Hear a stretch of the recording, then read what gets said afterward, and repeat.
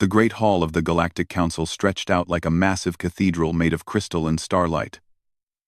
Representatives from dozens of worlds sat in floating chairs that moved gently through the air. The meeting today was important, and everyone could feel the tension in the room. Ambassador Corvash of the Zephyrian hegemony stood tall at the center of the hall. His blue skin gleamed under the lights, and his forearms moved as he spoke with passion. The Zephyrians were known throughout the galaxy as fierce warriors.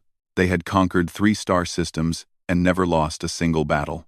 Honored council members, Corvash said, his voice echoing through the hall, I come before you today to demand justice. These humans have taken worlds that rightfully belong to the hegemony. They moved into the outer rim systems without permission and started mining our resources. Murmurs filled the hall. The humans had only been part of galactic society for 50 years. Many species still saw them as newcomers who needed to learn their place. Corvash continued his speech. Look at them. These soft pink creatures can barely survive on their own world. They have no natural armor, no claws, no strength. What right do they have to claim the rich worlds of the outer rim? He pointed toward the human section of the hall. Ambassador Sarah Chen sat quietly in her chair. She was a small woman with graying hair, wearing a simple blue uniform. She looked calm, almost bored. They have 12 ships, Corvash laughed. 12 tiny vessels to guard all their so-called colonies. The hegemony has built an empire with 800 warships. We could sweep them away like dust. Several council members nodded. The Zephyrians were indeed powerful. They had crushed the Stellar Union just 2 years ago, taking their worlds and making their people slaves. But then an ancient voice spoke from the shadows at the edge of the hall. Elder Counselor Vexhai of the Ethereal Collective slowly floated forward. The Ethereals were the oldest race in the galaxy. They had been watching the stars when most other species were still learning to make fire. Young hegemony, Vexhai said, his voice like whispers of wind. You speak of things you do not understand. The Terrans may appear weak to your eyes, but you know nothing of their true nature. Corvash turned to face the ancient being. With respect, Elder. Age has made you too careful. What could these mammals possibly have that would threaten the might of the hegemony? Vexhai's form shimmered as he spoke. We have watched this galaxy for 10,000 cycles. We have seen empires rise and fall. We have witnessed wars that burned entire star systems, but never have we seen anything quite like the human fleet. The hall became very quiet. When the Ethereals spoke of something being unusual, everyone listened. Their ships appear simple, Vexhai continued. Their crews seem small. Their weapons look basic. But appearances can lie. Young warrior, the humans fight differently than any species we have encountered. Corvash waved his hand dismissively. Fighting differently means nothing if they lack strength. The hegemony's warriors are bred for war. Our ships are forged from the strongest metals. Our weapons can crack planets. Yes, Vexhai said sadly. And that is exactly why you should fear them. Dane, the elder turned to address the entire council. Members of this assembly, I have lived long enough to see patterns repeat across the galaxy. Species that rely on strength alone often fall to those who think more clearly. The humans may not be the strongest, but they are something far more dangerous. What could be more dangerous than strength? Asked Councillor Zhek of the Trade Federation. Planning, Vexhai answered. The humans think 10 steps ahead. They prepare for battles that may never happen. They turn their weaknesses into strengths and use their enemy's power against them. Corvash laughed loudly. This is all fear and superstition. The Ethereals have grown weak with age. They see threats where none exist. He activated a holographic display showing the contested systems. Red markers showed Zephyrian forces. Blue markers showed human colonies. The difference was obvious. The Zephyrians had massive fleets while the humans had tiny settlements. Look at the facts, Corvash said. The humans have 12 ships, patrolling 7 systems. We have 800 ships, ready to move. They evacuated 2 mining stations when we approached. This shows they know they cannot fight us. Ambassador Chen finally stood up. She was much shorter than Corvash, and her voice was quiet, but somehow everyone in the hall could hear her clearly. The Zephyrian hegemony has made its position clear, she said. You want the Outer Rim systems. You believe you can take them by force. We will take them, Corvash declared. You have 30 standard days to remove all human presence from those worlds. After that, we will remove you ourselves. Chen nodded slowly. I understand. The hegemony chooses war over negotiation. We choose to take what is rightfully ours, Corvash replied. Very well, Chen said. She touched a small device on her wrist. Message sent to Earth Command. The hegemony has been warned. Vexhai floated closer to Corvash. Young one, please reconsider. The humans are not what they seem. Their fleet is not what it appears to be. You are about to make a terrible mistake. Corvash's forearms spread wide in a gesture of dismissal. The only mistake would be showing weakness. The hegemony fears no one, especially not these pathetic humans. The elder's form grew dim with sadness. Then may the stars have mercy on your people, for the humans will not. The council session ended with formal declarations. The Zephyrian hegemony would mobilize their grand fleet. The human colonies would be given 30 days to evacuate. If they refused, war would begin. As the representatives filed out of the Great Hall, Ambassador Chen walked past Corvash. She stopped for a moment and looked up at the tall alien warrior. You were warned, she said quietly. Remember that. Corvash watched her leave, then turned to his aide. Contact the fleet commanders. Tell them to prepare for the easiest victory in hegemony history. High above them, Elder Vexhai remained in the shadows, watching the last humans leave the hall. He had tried to prevent what was coming, but some lessons could only be learned through pain. The Zephyrians would discover soon enough that humanity's greatest weapon was not strength or speed or advanced technology. It was the ability to think like their enemies, plan like generals, and fight like they had nothing left to lose. The 30-day countdown had begun. The Zephyrian homeworld of Kethvar buzzed with activity. Massive shipyards that had been quiet for months suddenly came alive with purpose. Workers in pressure suits moved like ants across the hulls of warships, loading weapons and checking systems. Admiral Corvash stood on the bridge of his flagship, the Times Dominion's Wrath *. The ship was a monster of metal and power, stretching nearly 2 kilometers from bow to stern. Its hull was covered in weapon ports, and its engines could push it faster than most species could track. Status report, Corvash commanded. His tactical officer, a young Zephyrian named Vorth, looked up from his console. Sir, the Grand Fleet is 80% ready.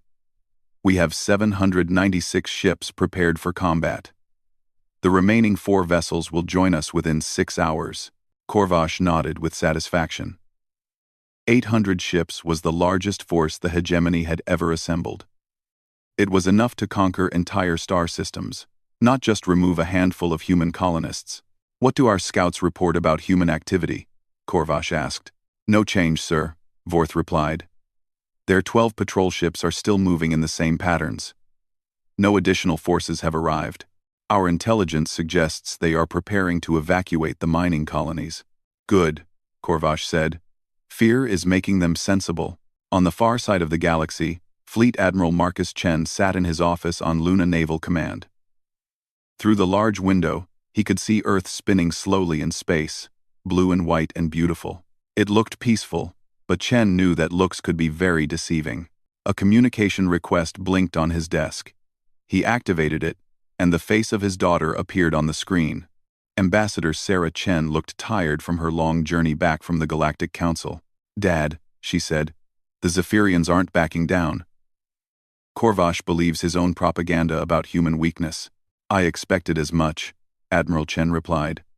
Politicians often forget that wars are fought by soldiers, not by words. The ethereals tried to warn them. Elder Vexhai practically begged them to reconsider. Vexhai is wise. His people understand what many others do not. Chen pulled up a star chart on his desk display. The Zephyrians see 12 patrol ships and think they know our strength. They don't realize those ships aren't our fleet. They're scouts, Sarah said with understanding. Exactly. For 50 years, we've been mapping every hyperspace route, every asteroid field, every hiding spot in known space. The Zephyrians think we're exploring. Actually, we've been preparing. Chen touched another control, and the star chart changed. What had appeared to be empty space suddenly showed thousands of contact markers. Project Lazarus is ready, he continued. We've been building ships in hidden shipyards for decades. Mobile platforms, stealth carriers, weapons depots disguised as asteroids. The galaxy sees what we want them to see. Sarah leaned forward. How many ships do we really have? Enough, her father said. More than enough. Back in Zephyrian space, the Grand Fleet was finally ready. 800 warships hung in formation above Kethvar, their hulls gleaming in the light of the system's twin suns. Each ship carried enough firepower to level a city. Together, they could bombard a planet until its surface turned to glass. Korvash walked through his ship's corridors, inspecting the crew. Zephyrian warriors stood at attention, their blue skin marked with battle scars from previous campaigns. They had never known defeat, and they did not expect to learn what it felt like now. Admiral, his communications officer called out. We're receiving a transmission from the human colonies. Put it on screen, Korvash ordered. The main display activated, showing a middle-aged human woman in a simple uniform. She sat in what looked like a basic command center, nothing like the sophisticated bridge of a Zephyrian warship. This is Captain Sarah Morrison, of the Earth space vessel Times Defiance *, she said. I'm speaking for all human forces in the Outer Rim systems. Korvash stepped forward. Captain Morrison, I am Admiral Korvash of the Zephyrian Grand Fleet. You have seen our ships. 800 vessels of war. Your 30 days are up. Will you evacuate peacefully? Morrison looked directly into the camera. Admiral, with respect, we've given this a lot of thought. The Outer Rim colonies will remain under human protection. The Zephyrian bridge fell silent. Korvash blinked his 4 eyes in surprise. Captain, you have 12 ships. We have 800. This is not a battle you can win. You have 800 ships, Morrison agreed. We have 12. Then you choose death over wisdom, Korvash said. Morrison's expression didn't change. We choose to defend our people. But Admiral, I have to ask, are you sure about this? Once we start fighting, things might happen that can't be undone. Korvash laughed. Human, your species talks too much. Words will not save you when plasma cannons fire. I suppose not, Morrison said. Well, you were warned. All human vessels, take defensive positions. Admiral Korvash, this is your final chance to withdraw your forces. Never, Korvash declared. All ships, prepare for attack. Target the human vessels. This ends now. The transmission cut off. Around the Zephyrian fleet, weapon systems came online. Targeting computers locked onto the 12 human ships that hung in space near the third planet of the system. Sir, Tactical Officer Vorth reported, enemy vessels are not retreating. They're moving into combat formation. Korvash shook his head in disbelief. 12 ships against 800. It wasn't courage. It was insanity. Very well, he said. If they want to die as warriors, we will grant their wish.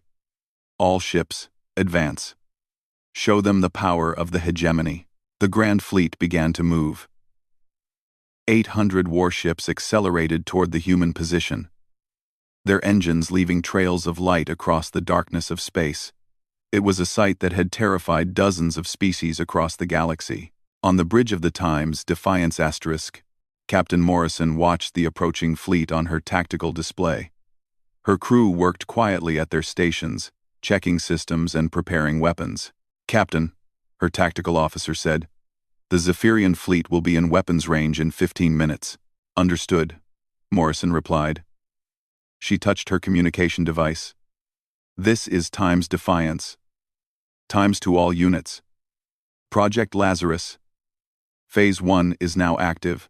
Across the Outer Rim, In empty regions of space that had seemed lifeless for decades, automated systems began to activate. Signal beacons that had been silent suddenly came online. Asteroid fields that had looked natural began to move. What the galaxy had thought was cosmic debris started to reveal its true nature. The Zephyrians were so focused on the 12 human ships ahead of them that they didn't notice the changes happening behind them. They didn't see the new contacts appearing on the edge of their sensor range. They didn't detect the massive power signatures coming online throughout the system. Admiral Korvash stood on his bridge, watching the human ships grow larger on the main screen. In a few minutes, his gunners would open fire, and this foolish resistance would end. He had no idea that he was about to discover what the Elder Counselor had tried to warn him about. The 12 human ships weren't the fleet. They were just the bait. The first shots came exactly as Admiral Korvash expected them to. 800 Zephyrian warships opened fire at the same moment, filling space with brilliant streams of plasma energy. The traditional hegemony battle strategy was simple and effective. Overwhelm the enemy with massive firepower and break their spirit with a show of unstoppable force. Korvash watched the plasma bolts streak toward the 12 human ships. At this range, nothing could survive the combined firepower of the Grand Fleet. The humans would be vaporized in seconds, and this foolish resistance would end. But something was wrong. The human ships didn't try to run. They didn't scatter in panic. Instead, they moved with perfect coordination, sliding sideways through space in formation.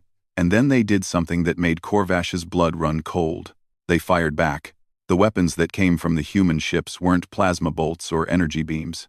They were solid projectiles, moving so fast they left streaks of light across the darkness. But these weren't ordinary bullets or missiles. These were chunks of metal accelerated to incredible speeds by magnetic fields. The first Zephyrian ship to be hit was the cruiser times Blood Honor Asterisk. The human projectile punched through its shields like they weren't even there. The metal slug, moving at nearly the speed of light, tore through the ship's hull and came out the other side. The times, Blood Honor times, simply came apart, breaking into pieces that tumbled through space. "Impossible," Korvash whispered. But more ships were dying. The human projectiles ignored energy shields completely. They smashed through armor that was supposed to stop anything. In the first 30 seconds of battle, the hegemony lost 23 warships. "Sir," Tactical Officer Vorth shouted, "the humans are using kinetic weapons. Our shields can't stop them." "Then return fire," Korvash ordered. "Concentrate all weapons on the nearest human ship." 100 plasma cannons targeted the human vessel times Courage Asterisk. The space around it lit up like a star as energy bolts converged on its position. The Zephyrians cheered, expecting to see the enemy ship destroyed. Instead, the times Courage times simply wasn't there anymore. The human ship had accelerated so quickly it seemed to vanish. One moment it was in the path of the plasma bolts. The next, it was 3,000 kilometers away, firing its terrible kinetic weapons at the Zephyrian battle line. "How are they moving so fast?" Korvash demanded. "Sir, their ships are generating gravity fields," the science officer reported. "They're not using conventional engines. They're manipulating space itself to move." More human ships disappeared and reappeared, moving faster than anything the Zephyrians had ever seen. Their weapons fired with perfect accuracy, each shot destroying a hegemony vessel. The careful battle formation that had won so many victories was being torn apart. But the real shock came when the human ships began to change. Hull sections on the Times, Defiance times slid open, revealing weapon systems that hadn't been there before. The ship's outline shifted as new armor plating emerged from hidden compartments. In seconds, what had looked like a simple patrol vessel transformed into something else entirely. "Sir," Vorth said, his voice shaking, "the human ships are reconfiguring themselves. They're becoming larger, more heavily armed. All 12 human vessels were changing. Their hulls opened like flowers, revealing hidden weapons, additional armor, and systems that shouldn't have been able to fit inside ships that size. They were growing, becoming true warships before the Zephyrians' eyes."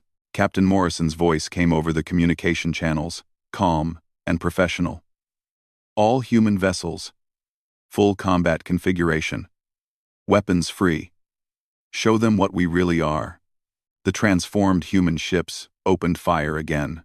This time, each vessel unleashed the firepower of a Zephyrian dreadnought. Kinetic projectiles streaked across space, each one finding its target with deadly precision.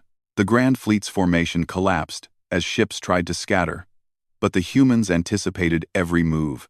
They're predicting our tactics, Korvash realized with growing horror. Every time we change formation, they're already targeting our new positions. The battle had been going for 10 minutes, and the hegemony had lost over 100 ships. The humans hadn't lost a single vessel. Sir, the humans are doing something impossible, the sensor operator reported. They're communicating faster than light. Their coordination is perfect because they're sharing information in real time. Korvash stared at the tactical display.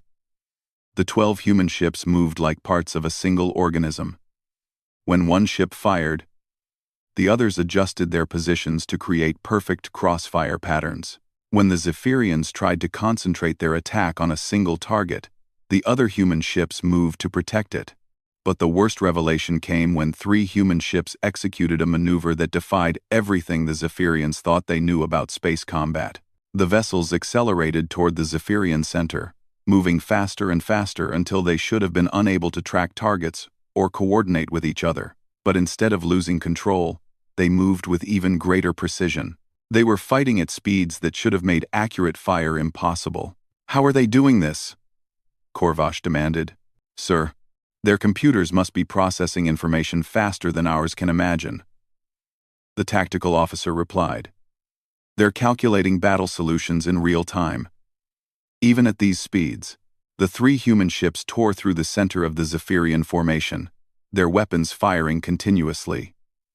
Each shot destroyed another hegemony vessel. They moved too fast for the Zephyrian gunners to track, too precisely for the fleet's weapons computers to predict. All ships, retreat, Korvash finally ordered. Fall back to safe distance, but the humans didn't let them go.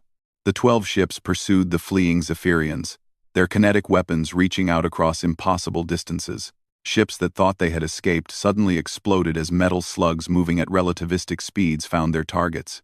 By the time the Grand Fleet reached what they thought was a safe distance, they had lost 300 ships, 300 vessels, destroyed by 12 human ships that had seemed harmless just an hour before. Korvash stood on his damaged bridge, staring at the tactical display in disbelief. Half his fleet was gone.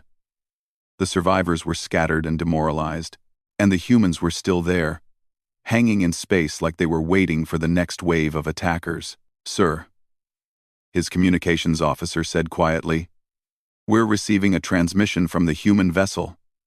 Times Defiance *. Put it on screen. Captain Morrison appeared on the display. Her ship showed no signs of damage, no indication that it had just fought the most powerful fleet in the galaxy. Admiral Korvash, she said, you've seen what 12 of our ships can do. You should know that we have others. Others? Korvash asked weakly. Check your long-range sensors, Morrison suggested. Look at the edge of the system. Korvash turned to his sensor operator, who was already working frantically at his console. After a moment, the young Zephyrian looked up with terror in his eyes. Sir, there are more ships. Human ships. They're coming out of hyperspace at multiple points around the system. The tactical display updated, showing new contacts appearing everywhere. Not 12 ships this time, not even 50. 500 human warships were entering the system, each one larger and more heavily armed than the 12 vessels that had just destroyed half the Grand Fleet. Admiral, Morrison said from the screen, you were warned. This is your last chance to withdraw your forces and reconsider your position. Korvash looked at the display showing 500 human warships moving into combat formation. Behind them, his sensors were detecting even more contacts. The humans weren't just defending their colonies. They were showing him exactly how badly he had miscalculated. Message to Homeworld, he whispered to his communications officer. Request immediate reinforcement. All available ships. As he spoke, he remembered Elder Vexhi's warning. The humans appeared weak, But they were something far more dangerous. They had turned the hegemony's own confidence against them, had let them walk into a trap that was 50 years in the making. Korvash was beginning to understand that the 12 ships weren't the human fleet. They were just the introduction. The Zephyrian homeworld of Kethvar had never seen such panic. Emergency broadcasts filled every communication channel. As the High Command tried to understand what had happened to their grand fleet, reports came in from the Outer Rim that made no sense. How could 12 human ships destroy half of their most powerful armada? High Admiral Thekvar, leader of all Zephyrian military forces, stood before a massive holographic display showing the disaster. Around him, his staff worked frantically to prepare a response. Status of Admiral Korvash's fleet? Thekvar demanded. Sir, they've fallen back to the edge of the system, his aide reported. 412 ships lost. The survivors are regrouping. But morale is broken. 400 ships, Thekvar repeated, unable to believe it. Destroyed by 12 human vessels. Sir, there's more. The aide continued nervously. Long-range sensors show additional human forces entering the system. Estimates suggest 500 vessels, possibly more. Thekvar's forearms clenched into fists. Impossible. Our intelligence reports said the humans had only a handful of patrol ships in that entire region. Sir, another officer spoke up. We're receiving communications from our intelligence network throughout human space. They're reporting massive power signatures appearing where there should be empty space. The High Admiral turned to stare at his staff. Explain. It appears the humans have been hiding their true fleet strength. What we thought were asteroid fields and nebular debris are revealing themselves as camouflaged shipyards and weapons platforms. The holographic display changed, showing human space as their sensors had always seen it. Then it updated with new information from their spy networks. The change was shocking. What had appeared to be a few scattered colonies with minimal defenses now showed as a vast network of hidden military installations. How long have they been preparing this? Thekvar asked. Sir, based on the construction signatures we're detecting, possibly decades. The humans have been building ships and weapons platforms while pretending to be peaceful explorers. Thekvar felt cold fear creeping up his spine. The hegemony had been planning their expansion into human space for months, believing they were dealing with a weak species that could be easily conquered. Instead, they had stumbled into a trap that had been 50 years in the making. Mobilize everything, he ordered. Every ship, every weapon, every warrior the hegemony can field. If the humans want war, they will face the full might of our people. Meanwhile, in the Sol system, Fleet Admiral Marcus Chen was activating systems that had been waiting in darkness for decades. From his command center on Luna, he could coordinate military assets spread across hundreds of light years. Phase 2 authorization confirmed, he announced to his staff. All stealth assets, full activation. Across human space, the true scope of their preparations began to reveal itself. Mining asteroids opened like flowers, revealing massive weapons platforms hidden inside. Trade convoys that had been moving through space for years suddenly broadcast military identification codes. What the galaxy had thought were civilian research stations powered up defensive systems that could protect entire star systems. Sir, his operations chief reported, all hidden fleets are reporting ready status. Project Lazarus is fully active. Chen nodded and opened a secure channel to his daughter in the Outer Rim. Sarah's face appeared on his screen, but she was no longer on the bridge of the Times Defiance asterisk. She was in what looked like a much larger command center. Dad, the Zephyrians are calling for reinforcements, she reported. Intelligence suggests they're mobilizing their entire military. 3,000 ships, including their planet-killer dreadnoughts. Expected, Chen replied. They can't accept that they've been outplayed. Their pride won't let them retreat. What are your orders? Chen looked at the strategic display showing the movement of Zephyrian forces. They want to see our full strength? Very well. Activate Phase 3. Show them what humanity looks like when we stop pretending to be harmless. The activation codes went out across human space. In hidden shipyards that had been built inside hollowed-out moons, massive vessels began to power up. These weren't the patrol ships, or even the heavy cruisers that had destroyed Corvash's fleet. These were true warships, built with a single purpose: to end wars so decisively that no one would want to start another one. In the Outer Rim system, Admiral Corvash watched his sensors in growing terror as more and more human ships arrived. The 500 vessels that had appeared after his defeat were just the beginning. More fleets kept coming through hyperspace, each one larger than the last. "Sir," his tactical officer whispered, "we're detecting massive energy signatures throughout human space. They're not just bringing ships, they're activating some kind of network." "What kind of network?" "Sir, it appears to be a galaxy-spanning communication and coordination system. Every human ship, every platform, every installation is now connected in real time." Corvash realized what this meant. The humans weren't just fighting with individual ships or even fleets. Their entire military was functioning as a single, massive organism. Every vessel knew where every other vessel was.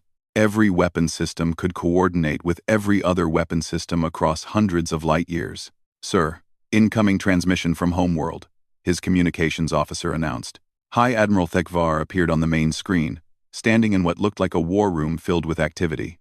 "Admiral Corvash," Thekvar said, "the full strength of the hegemony is coming to your position. 3,000 ships will arrive within 24 hours. Hold your position and prepare for the final assault." "Sir," Corvash replied, "with respect, I don't think you understand what we're facing here. The humans are about to learn what happens when they challenge the Zephyrian hegemony," Thekvar interrupted. "We have ruled 3 star systems for 1,000 years. We will not be defeated by a handful of mammals." The transmission ended, leaving Corvash staring at a blank screen. Around him, his bridge crew worked in tense silence, monitoring the growing human fleet that surrounded them. "Sir," the sensor operator said quietly, "new contacts. Long-range sensors are detecting ships entering the Sol system." Corvash felt his heart sink. "How many?" "Sir, I'm reading 12,000 vessels. They're arranging themselves in defensive formations around Earth. 12,000 ships. Not patrol boats or cruisers, but true warships. Each one larger than anything in the Zephyrian fleet. They hung in space around humanity's homeworld like a steel constellation, waiting." "Sir," another officer reported, "we're receiving a transmission from the Ethereal Collective. Elder Vexhai wishes to speak with you." Corvash nodded, and the ancient being's form appeared on the screen. "Young Admiral," Vexhai said sadly, "you have seen the truth now. The humans were never the weak species you believed them to be." "What are they?" Corvash asked. "They are what we tried to warn you about. A species that achieved interstellar flight, not through exploration or trade, but through warfare. Their entire civilization is built on the concept of conflict resolution through overwhelming force." "But they seemed so peaceful," Corvash protested. "Yes," Vexhai agreed, "because they learned something that most species never understand. The best way to avoid war is to be so prepared for it that no one dares to start one. They have been giving everyone a chance to coexist peacefully, and now you have forced them to show their true nature. Every species in the galaxy has been warned about humanity through various channels. You are simply the first to ignore those warnings completely." The Elder's image flickered as he continued. "Admiral, your people have 3 choices. Withdraw immediately and accept human terms for peace. Continue this war and face complete destruction. Or," he paused. "Or what?" Corvash asked. "Or surrender now. And perhaps humanity will show mercy. They are not cruel by nature, but they are thorough. They end conflicts permanently." As if to emphasize the Elder's words, Corvash's sensors detected new movement in the system. The 12,000 human ships around Earth were beginning to move, forming up for what could only be a massive assault force. The final battle was about to begin, and Corvash finally understood what Elder Vexhai had tried to tell him. The humans had been holding back for 50 years, giving everyone else a chance to live in peace. That chance was over. The final battle began at dawn. Earth time. 3,000 Zephyrian warships dropped out of hyperspace at the edge of the Sol system, their hulls gleaming with weapons designed to crack planets. High Admiral Thekvar had brought every ship the hegemony could field, from massive dreadnoughts to swift attack craft. He expected to find a small human defense force protecting their homeworld. Instead, his sensors showed 12,000 human vessels, arranged in perfect formations around Earth. Each ship was larger than anything in his fleet, and their energy signatures suggested weapons that could turn moons to dust. By the ancestors, Thekvar whispered from the bridge of his flagship, *Empire's Glory*. How many ships do they have? His tactical officer was working frantically at his console. Sir, our deep space sensors are detecting additional fleets throughout the system, hidden behind planets, lurking in asteroid fields, stationed at the edge of sensor range. I'm counting at least 30,000 vessels, 30,000 ships. The entire Zephyrian military consisted of just over 3,000 vessels, and they had thought themselves the most powerful force in the galaxy. Sir, his communications officer announced, incoming transmission from the human fleet. The main screen activated, showing a human woman in a simple military uniform. She sat in what looked like a basic command center, but Thekvar could see the quiet efficiency of the crew working around her. High Admiral Thekvar, she said. I am Fleet Admiral Marcus Chen of Earth Command. You have brought your fleet into Sol system space without permission, Admiral Chen, Thekvar replied, trying to project confidence he didn't feel. The Zephyrian hegemony demands the immediate withdrawal of all human forces from the Outer Rim systems. Our rightful expansion will not be stopped by inferior species. Chen's expression didn't change. High Admiral, you've seen what happened to Admiral Korvash's fleet. Your ships are outnumbered 10-1. This isn't a battle you can win. Our Admiral, numbers are not everything, Thekvar declared. Zephyrian warriors have never known defeat. Our weapons can destroy planets. Our armor has never been penetrated. Your armor wasn't designed for kinetic weapons, Chen pointed out. And your warriors, brave as they are, can't fight when their ships are destroyed around them. The human admiral leaned forward slightly. High Admiral, I'm going to offer you something no one has offered the Zephyrian hegemony before. One final chance to withdraw with honor. Thekvar felt his four hands clench. The hegemony does not retreat. Then you've chosen the consequences, Chen said sadly. All human vessels, you are free to engage. Show them what we really are. The transmission ended, and for a moment, space was perfectly quiet. Then the human fleet began to move. What happened next defied everything the Zephyrians thought they knew about space warfare. The human ships didn't charge forward in a massive assault.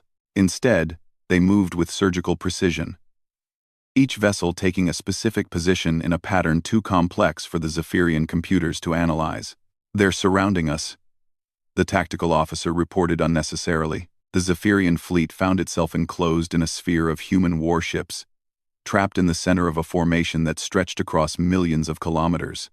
All ships, attack pattern 7, Thekvar ordered. Break through their lines. The Zephyrian fleet charged forward, plasma weapons blazing. Their traditional shock tactics had won countless battles across the galaxy. Overwhelming firepower, aggressive maneuvering, and the psychological impact of Zephyrian ferocity had broken every enemy they'd ever faced. The humans were different. Instead of meeting the charge head-on, the human ships simply weren't there when the Zephyrian weapons fired. They moved with impossible coordination, sliding through space like they were performing a choreographed dance. Every plasma bolt that should have struck a target hit empty vacuum instead. And then the humans fired back. The kinetic weapons that had destroyed Admiral Korvash's fleet were nothing compared to what the larger ships could unleash. Projectiles moving at significant fractions of light speed punched through Zephyrian shields and armor like they were made of paper. Each shot destroyed its target completely, leaving only expanding clouds of debris. But worse than the weapons was the coordination. Every human ship knew where every other human ship was at all times. They shared targeting information in real time, predicted Zephyrian movements before they happened, and moved together like a single vast organism. Sir, they're not fighting like separate ships, the science officer reported, They're fighting like a single entity, with thousands of bodies. The battle lasted 6 hours, but the outcome was decided in the first 30 minutes. The Zephyrian fleet, despite their superior numbers and advanced weapons, was being systematically dismantled. Every tactical move they made had been anticipated. Every strategy they tried was countered before it could be deployed. "Sir, we've lost 60% of the fleet," the tactical officer reported. "Recommend immediate retreat." But there was nowhere to retreat to.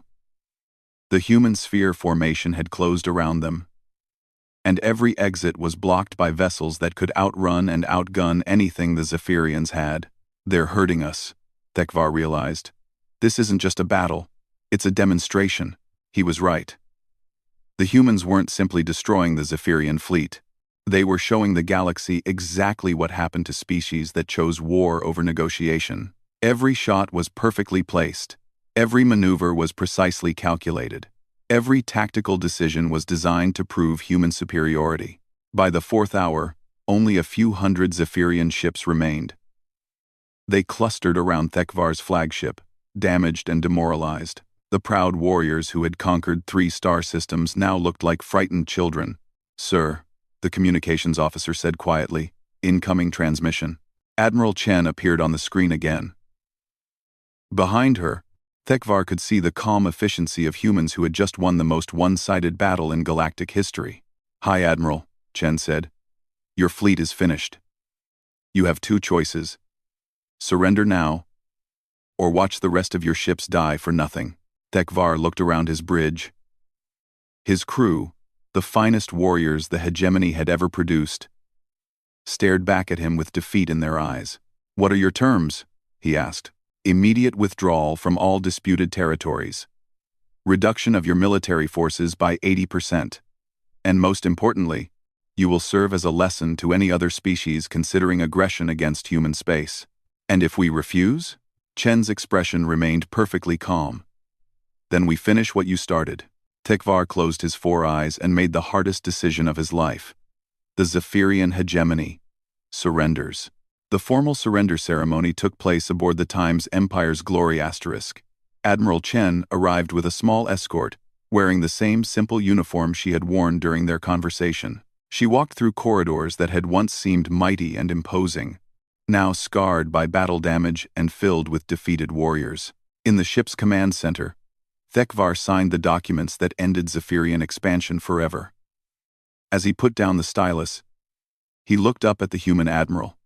"How long have you been preparing for this?" he asked. 50 years, Chen replied. "Since the day we joined the galactic community, we've been planning for the possibility that someone would mistake our peaceful nature for weakness. But the cost," Thekvar said. "Building all those ships, maintaining such a massive fleet, was cheaper than the alternative," Chen finished. "War is expensive, Admiral. Peace is cost-effective." As the human admiral prepared to leave, Thekvar had one final question. "What happens now?" "Now you go home," Chen said. "You rebuild your society around something other than conquest. And you tell everyone who will listen what happens when they threaten human space." 3 days later, news of the Zephyrian defeat had spread throughout the galaxy. The species that had seemed unstoppable, that had crushed every enemy they faced, had been broken in a single battle by humans they had dismissed as weak. In the halls of the Galactic Council, 3 other aggressive species quietly cancelled their expansion plans. The Stellar Dominion, which had been preparing to challenge human mining rights, suddenly discovered urgent domestic issues that required their attention. The War Moon Collective, known for their planet-cracking weapons, began broadcasting messages of friendship and cooperation. Elder Counselor Vex's High watched it all from his chambers on the ethereal homeworld. The ancient being had tried to warn them, had told them exactly what would happen if they challenged humanity. Now the galaxy was learning what the ethereals had known for decades. The humans weren't weak, they were patient. They weren't defenseless, they were prepared. And most importantly, they didn't just win wars. They ended them so completely that no one wanted to start another one. In her office overlooking Earth, Admiral Chen filed her report on the Zephyrian conflict. The final line read, "Deterrent effect maintained. Continuing peaceful exploration protocols." Outside her window, Earth continued to spin peacefully in space, blue and white, and beautiful. Around it, 12,000 warships powered down their weapons and faded back into the darkness between stars, waiting and watching as they always had. The galaxy had learned its lesson. Humanity's greatest weapon wasn't their ships or their weapons or their technology. It was the certainty that challenging them was a mistake no species would ever make twice.